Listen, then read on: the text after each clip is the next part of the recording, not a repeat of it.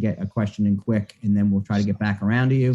If you need to record this, you'd like to record this, let me know. I will give you. So I'm putting him in a body bag. Put him in a body bag. Do that right away for you. If I miss you, I'll try to get you right away. This is not a game. This is not Lomachenko. Comedy can't talk. We'll take care of it. Doing a couple of those right now. The Australian has held the IBF Pan-Pacific lightweight title since 2017. His record now stands at a perfect 19-0, 10 by KO. Became the IBF mandatory challenger with a win in October. Here is George Kambosos Jr. George, welcome, and thanks for taking time today for us. Absolute pleasure, man. Can't wait. All right, we're going to start with our questions right away. We're going to start with Jose Rodriguez. Jose? Thank you, Jerry. George, I wanted to ask you, what does it mean for you to face Teofimo at this time in his career, and how's training camp going for you? Thank you.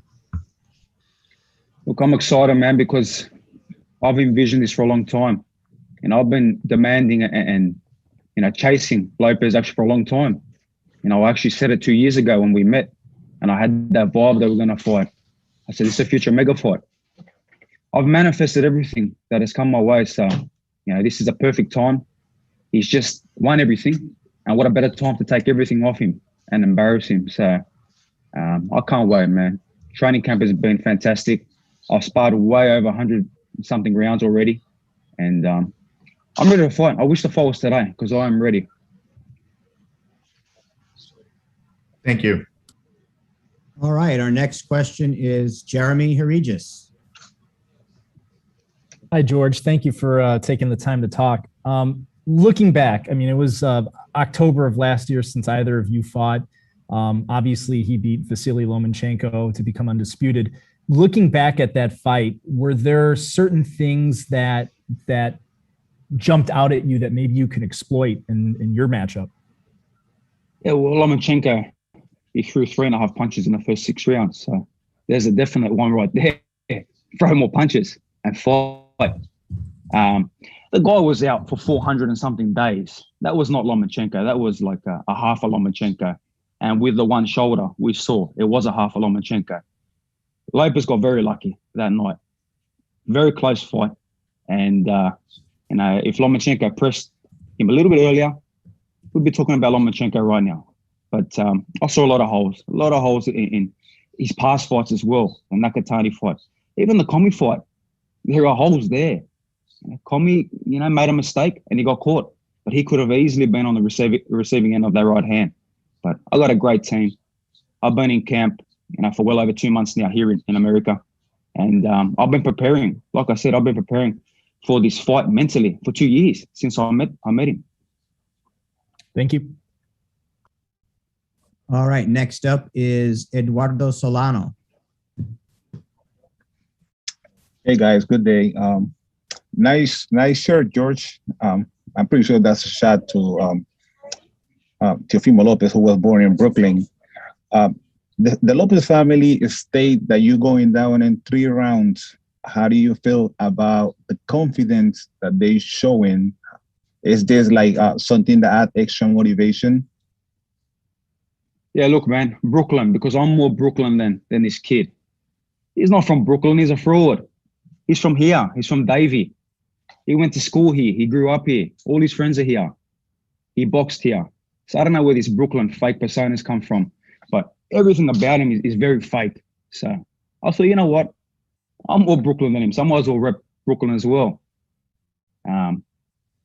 Whatever they're saying, 3 rounds, 4 rounds, whatever they're saying, they better hope it's 3 rounds because he's a 3-round fighter when it comes after 3 rounds and I'm still there and I'm laughing at him and I'm coming forward. Then he's in big trouble.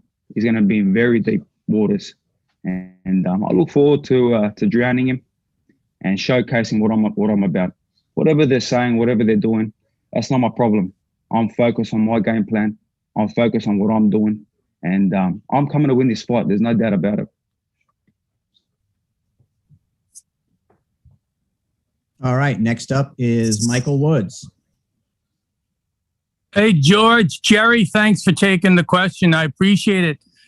George, yeah, I detected a little snippet of a Brooklyn accent, I think. When you said something there, it sounded like you're from there. I'm actually in Park Slope, Brooklyn right now. So your shirt, I did see it and I did note that. So thanks for the explanation on that one. George, I'm interested and curious on this. You seem to have an extra edge for this one. I know we're trying to promote the fight and such, but you do seem to have an extra edge. Will there be any danger of fighting, angry, too passionate, too fired up to hurt this guy? Is that something you've talked about with your trainer? Like I said, we've got a great game plan. I'm cool, calm, collected. When I fight, it's tunnel vision. And whatever raw emotion comes, leading up, I come into that ring with no emotion. I'm ready to win this fight. We've got a great game plan. We've got a great team. And, that really has been no stone unturned. Like I said, I'm ready to fight right now. I've been ready to fight since we had the press conference when he wanted to do it the day after. No, let's do it. We'll do it right now. That's why when he stood up, I was ready to stand up and go right then. He's lucky I was holding that mic in my hand because I'll tell you, I was about to let loose a nice right hand. And I'm excited. I'm excited for this fight, and I know what I'm going to do. I know what I possess, and I'll tell you now, I'm going to shock the world. The people that don't believe me, they're going to believe me straight after this fight because I will have all them beautiful belts around me, and I will be the undisputed champion of the world, no doubt about it. I love the passion, George. Looking forward to a great fight. Thank you. Appreciate it.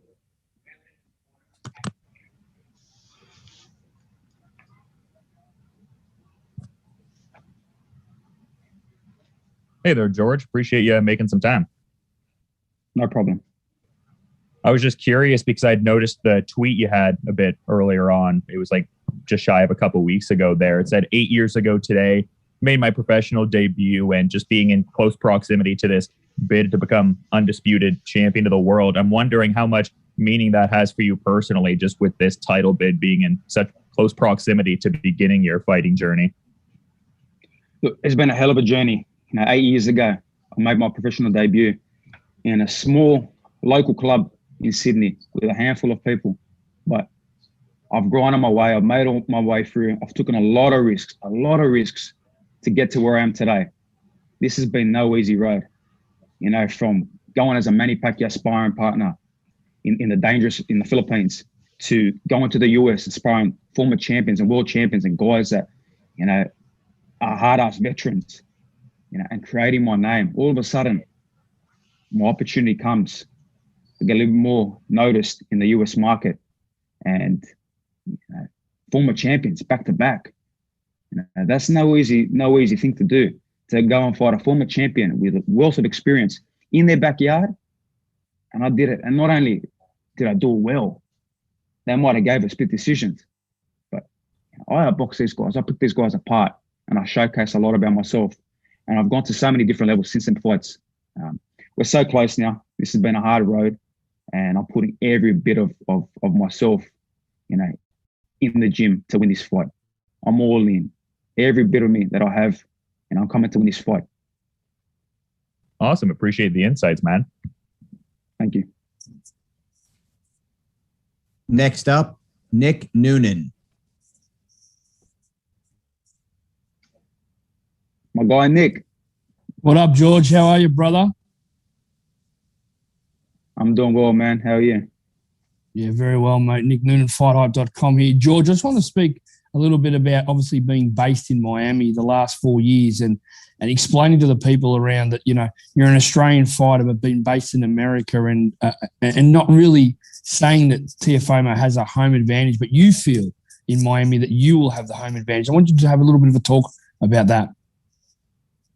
Yeah, this is my home. I've been training here. This is where I've been. I know Miami inside out now. This is my home. He's coming to my backyard. Like I said, supposedly he was born in Brooklyn. I don't know if that's real facts, but he's not from Brooklyn. He came to Davie, which we are in Davie right now. So I'm in his old hometown. And I've been leaving my mark in his old hometown. And all of a sudden he moves and goes somewhere else. So really he doesn't represent anywhere. I represent here in Miami. I'm representing Brooklyn. I'm representing Sydney, Australia. I'm representing all the Greek people. I've got the whole world behind me. He's a fraud. He's a fugazi. He's got no home. He's a gypsy. He travels. And we've seen him, man. This kid's got no loyalty, no class. And, you know, like I've been saying, he's a fake and he'll get exposed June 19th.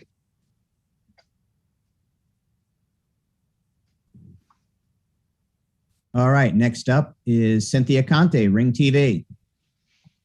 Hi, George. Yeah, the other day we did speak with Teofimo, and can you talk about, he said that in this fight, you are going to be leaving on a stretcher. Has there been any animosity? Did something happen between you two for you guys to hate each other this much? Can you talk about that, please? Look, he can say whatever he wants, but that's the voice of a scared little boy. The guy's a kid. He's not a man. And whatever. He wants to say that, all right, I'll go one better. I'm going to put him in a body bag. I'm coming to fight. I'm not Lomachenko. I'm not Nakatani. I'm not Komi. For some reason, I'm afraid of you. I don't fear you one bit. And he saw that firsthand in the press conference. He saw that the day after at the Jake Paul Ben Askren fight when we went head to head. I'm in his head. I've been in his mind for a very long time. And, you know, he's got what I want. Whatever animosity he has for myself, no problem. You know, he can have it. But I am coming to take all his belts, and you know, I'm so fired up for this fight. I'm in great condition. I'm ready to fight right now. And he's got what I want. He's got them belts. I'm ready to take them off him. All right. Best of luck to you. Appreciate it. All right. Next up, Jeremy Herregis. Hey, George. So kind of following up on that, calling him a fugazi, if you can kind of elaborate on that, and kind of, you also mentioned the fight against Comey. Do you think that he's benefited from his power, that his power has bailed him out? Is that kind of what you're seeing, or what is it that you're seeing? He's a fugazi. You know what a fugazi is? It's a fraud. Oh, yeah. It's a fake. It's a fake. It's a fake persona. You know, the guy contradicts himself all the time. He says one thing for the cameras, wants to be the good boy, then all of a sudden he says another thing. He done the same thing about Manny Pacquiao when he got asked about Pacquiao. Oh, the guy is he's not real. I can't believe he's going to fight Spence. But 2 months ago, he was writing him off and saying, "Oh, who's Pacquiao? Kambosos sparring Manny. You know, big deal. We'll bash Manny Pacquiao." So he's a fraud. He's a fake. What you see with me is real. What you get is real. The way I talk to the person next to me is the way I'm going to talk to the media. Is the way I present myself in the ring. There's no bullshit with me. But with him, there's always these different characters, what you're going to get. So I just see him as a fake. And, you know, I mean, like we saw, I'm going to benefit from a lot of his performance. I've seen the mistakes. You know, the Nakatani fight, so many holes. And we talk about the power. Power against two. All right, he caught Comey with a good shot. But what power did he really show in the Lomachenko fight? What power did he show in the Nakatani fight? And yeah, he's showing power against sea-level guys. It's a whole different breed. Hit me with your best shot. Let's see what happens. But when I come back on your ass, then we'll see how you feel. Thank you for the clarification and best of luck. No problem. Thank you. All right. Next up, Michael Woods. George, a follow-up to what Jeremy just hit on there a little bit. Before we started the call, I think we heard a snippet of conversation, and you were saying to someone else, yeah, no, I'm interested in putting this guy in a body bag, I think you said. Who are you talking to there? And that level of, animosity, that level of fire, has it been there comparable for any other fight that you've ever had? Every fight I come in with bad intentions. So at the end of the day, like I said, this guy has got what I want, what I've put my body through, what I've sacrificed so much, you know, to be here. You got to remember, I've been in the US already for over 2 months. I've been away from my 2 kids, from my pregnant wife. So when he talks about stretchers and talks about all this fake bullshit, then, okay, I'm coming to fight. I'm a warrior. There's no quitting me. But we have seen this kid quit. We have seen him in sparring sessions, been put down multiple times. I got a lot of footage, which I might expose today. I might show some footage of him getting dropped again, which no one has ever seen. So he's a quitter. Once a quitter, always a quitter. And you saw it against that kid where he put him on his ass. They came back again, then he quit again. So if you've got that quit already inside you, it's gonna show. It's gonna show again. When the time gets tough and the going gets tough, it will come out again. And June 19th, he's gonna feel it. George, you're getting me fired up for this damn fight. Thank you. I'm fired up right now. I'm ready to fight. Thanks, pal. All right, next up, James Lupton. Hey, George, hope you're well. Teofimo seems to have one eye on 140 pounds. He's talking a lot about Josh Taylor and moving up. Is that an unwanted distraction to favour your benefit? And also, is there any worries from your end that he may miss weight? Look, he's got so many distractions, man. He's focusing on 140. He's focusing on Devin Haney. He's focusing on Javante Davis. Then he's focusing about the issues he has with Top Rank and Bob Arum. You know what I mean? Hey, Bob ain't giving you that fight either way. So you better get in line when you lose all your belts and make your way back up at 140. So you think Bob's going to do him a favor? Are you serious? Bob's been talking about Crawford fighting Taylor. So there is no Lopez. Let him focus on whatever he wants. You know, he's got many distractions. I'm only focused on one guy, on one kid. And that's my focus. If he misses weight, then that's his problem. I'm on weight. I'm ready. I'm in perfect condition, and I'm eating well, and I feel great. You saw that photo I put out a couple of days ago. I'm a lean, mean fighting machine. You know, he's got a lot of weight to lose still, and make the weight or not, I'm fighting for them belts. That's all I care about. Thanks for your time, George. Best of luck. Appreciate it. Next up, Nick Noonan. George, Nick again, obviously from FightHype.com. Have you seen so much, George? Obviously, you know your opponents backwards. Have you seen a lot change, obviously, about this kid that you refer to in Teofimo Lopez after Lomachenko? Like it was like he won the lottery and changed a lot. And what message have you got for his father, who's been quite vocal about you lately as well? I got a message for his dad. Fuck you. I don't care about his dad. His dad's a nobody. Never had a fight in his life. I mean, I don't really give a damn about his dad. And like at the press conference when he said something, I said, you're going to be a joke. You're going to be an embarrassment. The whole world sees him as an embarrassment anyway. Look at the comments when he says something. Look at social media. The guy's a laughing stock. So I don't really care about his dad. If he's got a problem, my dad's here too. So him and my dad can have a crack. But I'm focused on taking out Lopez. And there has been a lot of change. You can see it. Every time he's doing a bit of boxing, he's showing something. He's looking around. He's saying, where's the cameras? Quick, let me make sure there's a camera around to showcase myself. He's in the stars, but it's all going to come crashing down June 19th. What a hell of a story. You won all the belts against an injured Lomachenko who hadn't fought for 400 and something days, a small little Lomachenko, an old man. And all of a sudden, you lost them all to the Aussie. All the belts in one go. Can you beat that story? I don't think so. And also, George, how does it feel being an Australian fighter and to somewhat not getting the recognition that you deserve compared to other domestic fighters in this country? And obviously, you knowing and we knowing, the real media, that you're the forefront of boxing behind this nation. How do you feel about that? Look, I'm the face of boxing in Australia. The mainstream media, if they're going to support me, they'll support me. I got a little bit of it, but at the end of the day, Australia's not the mecca of boxing. You want to make it big, this is the place to make it.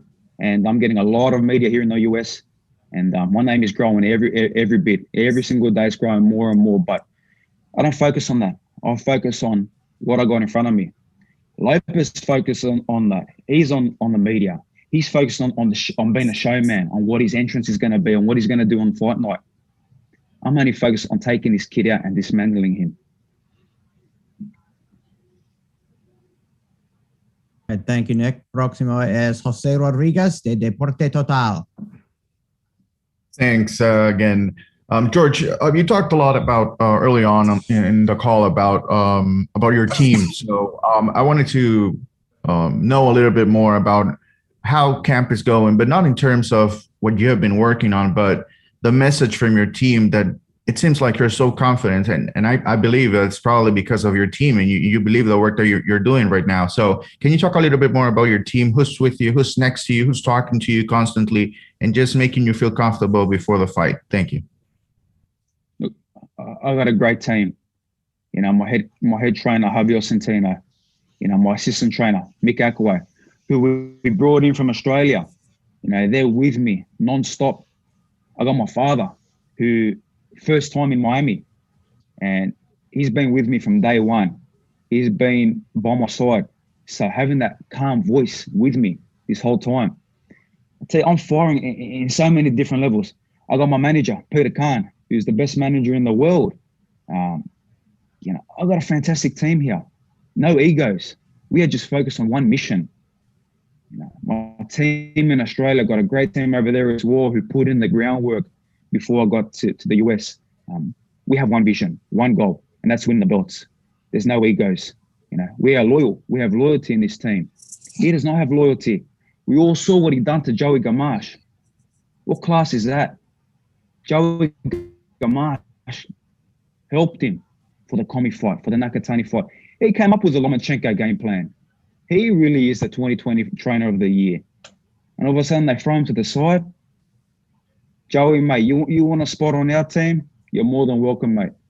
Because we show respect to our trainers, to our people that help us get to the top.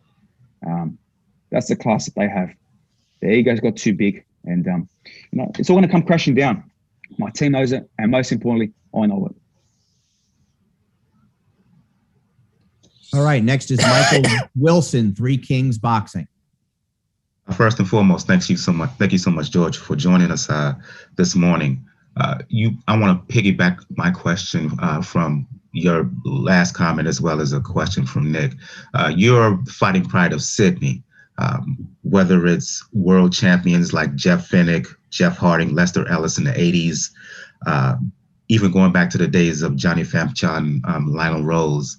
I want to talk about, is there any extra motivation from your part? You already seem motivated enough based on the comments here and your interactions throughout this entire process. But given the fact that you're from the country of Australia, given the, I think, low-key boxing history, is there any additional motivation heading into this fight against Lopez? Yeah, there is, because at the end of the day, when I win this fight, and I will win this fight, and I go back to Sydney, Australia, boxing in Australia all of a sudden, you know, becomes worldwide. I take 5 belts with me, all of them belts. Everybody's on the line, every single one of them. The WBC franchise belt is on the line as well. The Ring Magazine belt is on the line. So I take all of them with me. And I go down as the greatest fighter ever in Australia. And I've had that vision. How many former champions and world champions back in the past, as a young kid coming up as an amateur, would stop and take their time to say, Kambosos, you know what, keep doing this, man. You're going to be you're going to be one of our best. And we're here now. This has not been fluke. This is no luck. You know, this has been pinpoint to get to the top. This has been my destiny. With hard work, dedication, I've sacrificed so much, been away from my family for so many camps, you know, to get here. So this is huge for Australian boxing. And I feel the motivation as well. I got a lot of motivation, but that is big as well, to go down as the greatest ever from Australia, and also Greece as well. Proud British, very important to me, and represent both flags. So massive for both nations. I've got two nations on my shoulders, and best believe they're coming with me. Thank you so much, and best of luck on the 19th of June. Appreciate it. Thank you. Thank you, Michael. Next up, Michael Woods. Follow-up question, George. You piqued my interest when you talked about your dad. Your dad, you said, would be happy to take a poke at Teofimo Sr. Give me a little lowdown on Dad. Does he have a fighting background, street fighting or professional fighting or anything? And then what do you think happens in that fight? And I got to tell you, I got to warn you, Triller will do something irreverent like that. They might book that damn fight. So watch out. Tell me about that one, please. Oh, well, he's ready, man. He's been training in here with me. He's been putting in the work as well. So, you know, if Lopez Senior wants to have a crack, then Jim Kambosos is ready to go. We're warriors, man. We're bred different blood, and This is no joke. This is no fake. We're not fugazis like them. We got class. But like we saw in the press conference, Lopez want to get up. Well, we'll get up too, and let's have a crack. And the same, if Lopez Senior wants to talk a bit of crap, Jim Kambosos will be there as well. Maybe Triller does put it on the undercard. Yeah, or for the next one, or for a rematch, or what have you. What is your father's fighting background? Has he been a fighter? He's a fighter, man. He's a fighter through and through. So Lopez Senior better be careful. Better not open his mouth too much because shit might pop off. All right, Peter Kahn can book it for next time. Thanks, George. All right, next up, Dylan Boker. Hey there, George. I was just noticing some of the pictures you had there from the last Triller card with guys like, Rick Ross and Snoop Dogg, and we have certain artists like Meek Mill performing on this card. I'm kind of curious what your thoughts are on the live music integration with just, the combat sports dynamic there. Yeah, it's awesome, man. It's going to bring so many more eyes to this event. So many people are going to want to tune in because they're going to want to see the music acts. And then all of a sudden they say, well, I want to watch this fight. Let me just research a little bit about this fight if they don't already know. And they're going to see what the build-up's been like. And they're going to become fans of not myself and Lopez at that stage, but of the sport and what's about to go down. And they're going to tune in. And that means more eyes on the sport. When we've got more eyes on the sport, it's a good thing because it brings more into it. You cannot bag what Triller are doing. It's not cheap to book these guys to get these artists in, but they are bringing them in because at the end of the day, it's going to benefit the fighters. They're going to tune in to watch us, and they're going to tune in to see me shock the world. Yeah, definitely lends a unique vibe for sure, and just appreciate the time, man. Thanks. Next up, Nick Noonan. Thank you. Yeah, last question for me to follow up on that, Dylan, too, George. And what does it mean for you? I know Triller, they've switched the date. We've obviously gone forward 2 weeks, an extra 2 weeks of preparation. But now the crowd factor that we can get, you guys can get 35 to 37,000 people in there. And what does that mean to you that, that'll be the biggest crowd that you've ever fought in. But how does that make you feel? And I actually had that same question for Teofimo the other day. And what does it mean for you to compete in front of that big crowd? Yeah, look, it's fantastic. Who doesn't like a stadium fight, especially being the first fight, at this beautiful stadium. It's great, man. And the date changed, no problem. I waited my whole life for this opportunity. So 2 weeks is nothing for me. I've been ready. I'm ready right now. I'll be ready in when the time comes, June 19th. So, I know I've got a lot of support here too. I've got a lot of people from Miami that are coming to support me. I've got a lot of people from the US. It's crazy because how much messages I get on social media about how much they don't like this kid and how much they want me to humble him and put him away and get rid of him. And I'm happy to be that man. His own people, his own, the Americans don't like him because they can see through that fake persona. They can see it. That's why I'm getting a lot of support. And there'll be a lot of, I'm sure there's going to be a lot of, Aussies who are living in the US there as well. And there's going to be a hell of a lot of Greeks as well. We've got a lot of Greeks in the US and a lot of them hit me up and they're all coming. So them flags are going to be represented around the world in the stadium. And George, you speak about him being a kid. Do you find him, compared to other fighters that you fought before, that he is quite immature compared to some of the seasoned veterans that you have fought? Yeah, look, he's an immature kid. Was he 22, 23? I don't even know if he's got hairs on his balls yet. So he's a little kid, man. And the way he carries on, he's dancing, his music, he's playing, he's doing all this cringy shit. He's very cringy, man. Just seeing some of the stuff he does, it's just like, really? But, whatever he wants to do, that's no problem. Let his distraction be about him doing what he's doing. I'm a man. I'm coming to fight. And I've been in there with, especially my last 2 fights, veterans, guys that are experienced. And the most important factor as well, I've been there with a guy like Manny Pacquiao for 250 rounds. I speak to Manny pretty regularly. And he goes, man, if you do what you did with me in them 250 rounds, this kid ain't going to do nothing. you're going to do nothing. And the world will see. I've only showed a little bit of what I got. I've only had to show a little bit. Been having fun with it. But this means a lot to me. Also, we'll just touch on that too. Old sparring partner, obviously, he used you, you used him many, many rounds. What do you think of Pacquiao fighting so late in his career against Errol Spence? Look, the guy's a warrior. One thing about Manny is it's not about the money. It's about bringing pride and honor and leaving a legacy. So how can you knock a guy like that? How can you knock anyone really in this sport chasing their dreams? Trying to be great.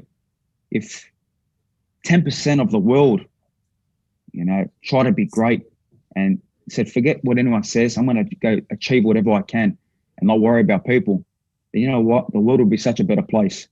But Pacquiao is a legend of the sport. And it's funny because I saw Lopez, talk about Pacquiao saying, oh, the guy's not human. He's not this. I've been in there with that guy who's not human 250 times. So whatever you bring to the table, whatever you got in your 16 pro fights, I've seen it, man. I've been there. And not only that, I've been in there with former champs, world champs, hard-ass veterans. I've been there with a lot of different styles. My 2 sparring partners I got here, 2 big welterweights, undefeated guys, bigger punches than what Lopez is. Look at my face. Do I look mucked up? All right, thank you. Next up, Cynthia Conte. Hi, this is Cynthia Conte for Ring TV and Ring Magazine. You touched on the Ring Magazine belt. That's the belt, the coveted belt all fighters would love to have. You now have the chance to take it away from Teofimo like he took it from Loma. Talk about what that belt means to you if you won, if you were victorious. Look, I will win this fight, and I'm going to have that beautiful belt. They all mean a lot. That belt means a lot too, because that shows that you are the true number one. You are undoubtedly the best. But every single belt, it means a lot to me. It's a dream to fight for a world title, right? But when you get an opportunity and good karma comes your way, you get to fight for every belt. But don't get it twisted. This has happened because of my team. This has happened because of my people. It was simple. I was mandatory either way. I'm the number one in the IBF mandatory. I'm the number one in the WBO. So I was getting my shot either way. And like I said, Lopez, vacate the belt or fight me. But you saw after the Selby fight, always adamant I wanted to fight. Which other lightweight in the world really was adamant to fight this guy, to fight this kid? No one. Only Kambosos stood up and said, I want to fight this guy. So what does it mean? I see something. You got all these other guys that talk a big game, but don't step up. Out of all the other lightweights, and look, Lopez has been the one, I'll give him his credit there. But out of everyone else, which other guys have been beating former champions back to back in their backyards? None. Kambosos. So they better start putting respect on my name. And come June 19th, there'll be a lot of respect on my name when I take all them belts, especially that beautiful Ring Magazine belt. If Teofimo was on this call right now, what would be your message to him before you step in the ring? Look, shine them belts, man. Keep them clean. The sanctioning bodies give you brand new belts. But no, I want his belts. I want the belts that he has. I want to take them all off him. You know what you're coming up against. You saw exactly what you're coming up against. You glared into my eyes and you couldn't take it. I could see the fear in your eyes. You don't want to be here. All the fancy stuff, all the dancing is to distract you from what's coming. So keep being distracted. Keep having fun with it. And like you say, we're having fun with it. We're here for war. I'm coming straight at you. Wow, best of luck to you again, and please be both of you safe, can't even stop. Stay safe in the ring, because I know you guys are bringing war to us. Thank you. Thank you. Thank you, Cynthia. And our final questions are from Rigo at Pheno Boxing. George, thank you so much for taking the time. Wanted to ask you, obviously, Teofimo Lopez had a great fight against Lomachenko. He says he pretty much dominated that fight. A lot of people say it was a close fight, but can you take anything away from that matchup? And do you see any holes in Teofimo's game? Yeah, he had a great half a fight because Lomachenko didn't want to throw a punch because he had one shoulder. and he was out of the ring for 400 and something days. And he's a little guy. He's a real small little guy. Good little guy, but small. You know, it's different size, different kettle of beast, you know, different breed. We saw the mistakes. As soon as Lomachenko started pressing the issue, started putting him back, that's all he did. He went in back lines, and we got a lot of artillery, hell of a game plan to destroy this kid and show him for the real fighter he is, the fake that he is. Now on fight night, June 19, what would be the perfect victory for George? Just win by any means necessary. Yeah. Let me tell you something. It only takes 3.5 pounds of pressure. You know, I saw him talking about these points on your nose or these pressure points. What are you, a doctor now? Let me tell you something. Let me give you some advice. It takes 3.5 pounds of pressure on the right spot, on the flesh and blood and bone, on the right spot to put you to sleep. And I'll tell you now, I'm possessing a hell of a lot more than 3.5 pounds. So victory will come by any means necessary. But when you talk a big game and you say certain things, Team Lopez, sometimes it comes to bite you in the ass. And I'm sure it will. Now, you guys gave us an exciting initial press conference. Are you expecting there to be fireworks all during fight week? Not only you, but now you mentioned your dad fighting his dad. Do you think we're going to see something we don't see in a typical fight week? Hey, look, I got some more people coming too. So if they want to kick off, let's kick off. We're fighters, so whatever way they want to do it. If they want to kick off, no problem. But we are tunnel vision. We are focused on June 19th. One vision, one focus. But we'll see. We'll see what happens fight week. Could be a lot of fun. And for me, fun is combat. I love conflict. Like we saw at the press conference. Conflict is second nature to me. Not many people know. Well, some people will know, but I was bullied as a young kid. And this kid's a bully. He wants to stand on top of everyone. He wants to bully people. He wants to get up and take his shirt off and show himself, right, as the bully. But I've dealt with that in the past as a young kid. I've built my way up.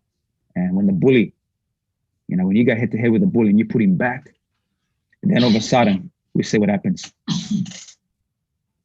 George, thanks very much, and have a great training session. Pleasure. Thank you, guys. Thanks, everybody.